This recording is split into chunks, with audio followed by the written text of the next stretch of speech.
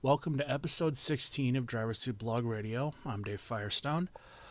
We're going to talk about the Bristol Dirt Race for the first half of this week's episode. I've got something special planned for the second half, but we'll get to that in a little bit. At the time of recording, the Bristol Dirt Race has just ended. Kyle Busch won, which is kind of ironic for a reason we'll get to in a little bit. But it was a mediocre race, and I'll talk about that more in a minute too. Let's just be honest about the Bristol Dirt Race. It's worn out its welcome. Fans, racing press members, drivers, and team owners are turning on it now. And it's not difficult to see why. Like I said, it was ironic that Kyle Busch won the 2022 event when a couple weeks prior, or maybe in a week prior, he said in an interview, and this is an exact quote, "I know a little bit more about the dirt landscape than I did a year ago, but otherwise the same. Cut the cord. Dirt takes our sport backwards."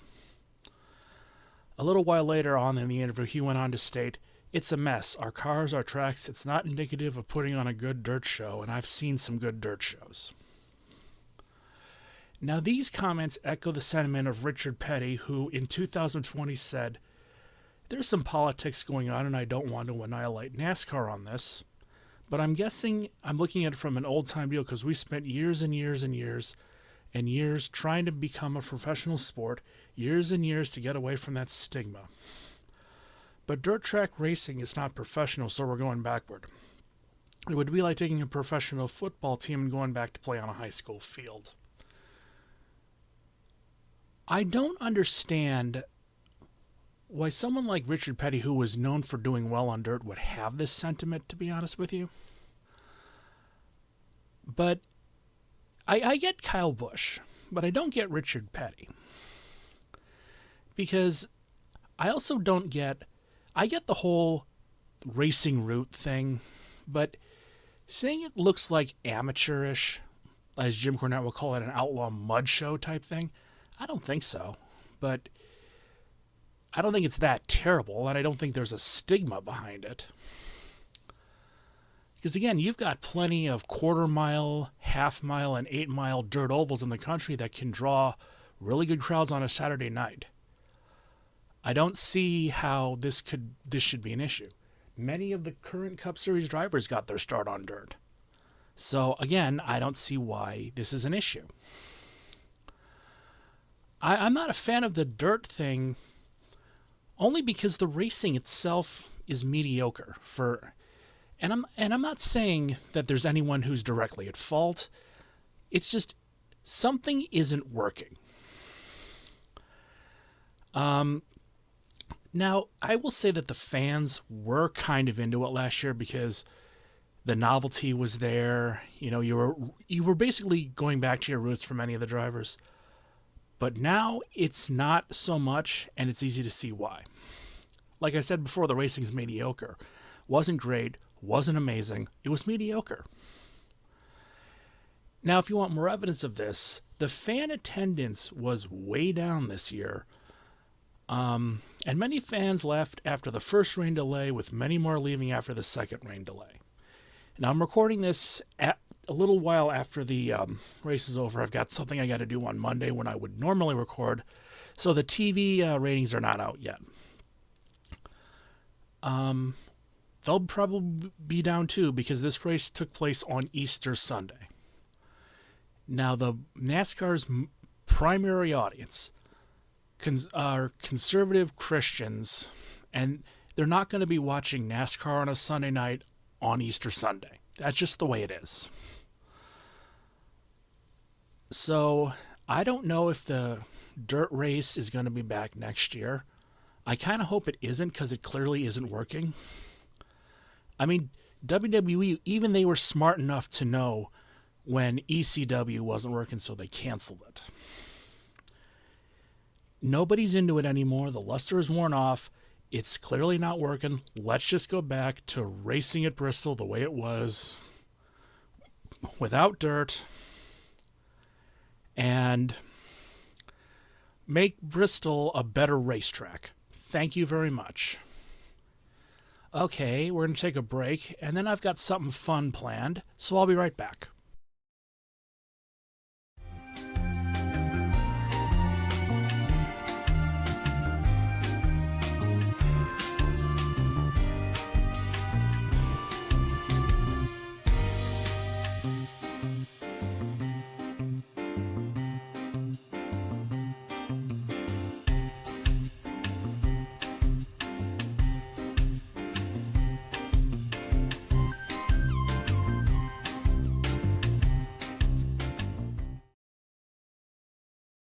So I'm in kind of a unique situation this week. I've got 3 or 4 other things that I really need to focus on this week, so I don't have much time to devote to the podcast in terms of research.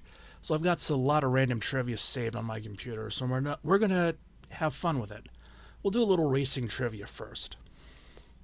Let's talk about fire suits for just a brief second. NASCAR drivers wear 3.2A/5 rated suits, which will protect the wearer from second-degree burn for up to 10 seconds. Now, this does not include underwear, gloves, hoods, socks, shoes, and helmets. These suits can have 2 to 3 layers apiece depending on manufacturer, and the insides of cars during races can exceed 120 degrees, at times near 150 degrees. As such, drivers can lose 5 pounds of sweat during a race. For example, Brad Keselowski weighed himself before and after a race, and during that race he lost 7 pounds of sweat. So anyone who thinks NASCAR drivers aren't athletes are dead wrong. Now let's talk about racing flags.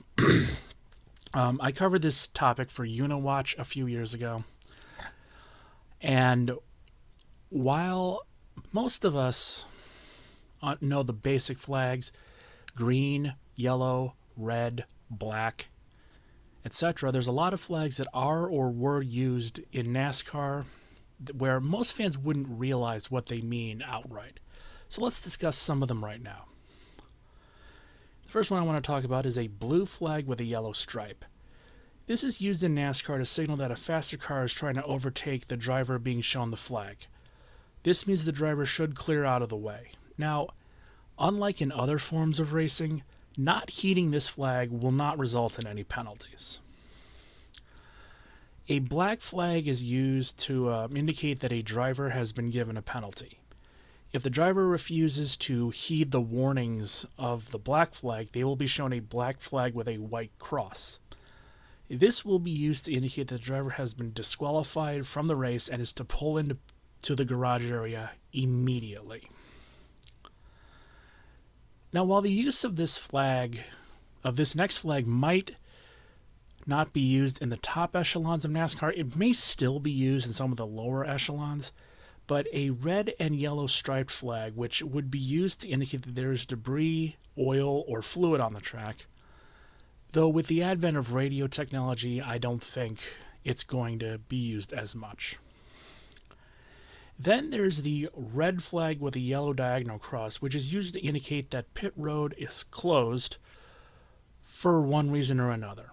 A green flag will be displayed at the opening of pit road when pit road opens. All right, let's go on to some food trivia. I'm a barbecue fan myself, but I've never been to South Carolina, which sucks because I wanted to try their traditional Central South Carolina barbecue, which consists of cooking a whole pig in a mustard-based sauce commonly referred to as Carolina Gold.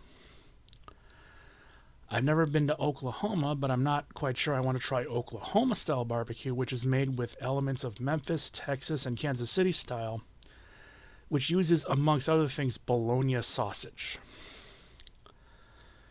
Though its development can be traced back to 1967, light beer, specifically Miller Lite, was first tested in Springfield, Illinois, Knoxville, and San Diego in 1973. On a related topic, it is illegal to show people drinking the product in any televised alcohol commercial in the United States. I am unsure of laws internationally. Keo beer originates from Cyprus. It's similar in Pilsner to taste and has a 4.5% alcohol content. To put that in perspective, a Budweiser is about 5.5. Cucumbers are 96% water.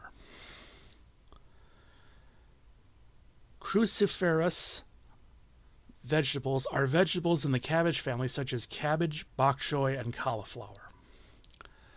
According to some sources, one fast food burger may have meat from up to 100 different cows. The most stolen food in the world is cheese. About 4% of all cheese made around the globe ends up stolen. This is one that I didn't know until I actually found this one, but I was blown away by it, pun intended. Peanuts have an oil that is used as an ingredient for making glycerol, which is a main component in nitroglycerin. And finally, Thomas Jefferson, in addition to a lot of other things, is responsible for bringing the first macaroni machine over to the U.S. and then wound up introducing mac and cheese to America. Now we're going to go on to the random trivia. And believe me, there is a lot. It's random in a lot of ways. Former San Diego Chargers offensive tackle Ron Mix had 2 holding penalties in 10 years, and he had his number retired and then unretired by the San Diego Chargers. I say San Diego, even though they're in Los Angeles. Please don't crucify me in the comments. Moving on. The Pontiac Aztek was named the ugliest car in history by the Daily Telegraph, and it's pretty much seen as the reason Pontiac doesn't exist anymore. The most commonly used letter in the English alphabet is the letter E. At 5,525.854 miles, Canada and the U.S. share the longest international border. Socrates died after drinking a cup of poisoned hemlock. Her Royal Highness, Queen Elizabeth II, is the sixth longest reigning monarch of all time. Ernest Rutherford discovered the nuclear model in 1911. China has 23 provinces. The acronym RADAR stands for Radio Detection and Ranging. Litmus turns pink when you dip it into acid. And the last bit of trivia is that Grand Central Terminal in New York City is the world's largest railway station. So, hope you had fun. I know I did. I'm going to work on a few things, and I'll have something better for next Friday. Until then, I'm Dave Firestone. Leave a like, comment, share, and subscribe, and I'll see you next week on Driver Suit Blog Radio.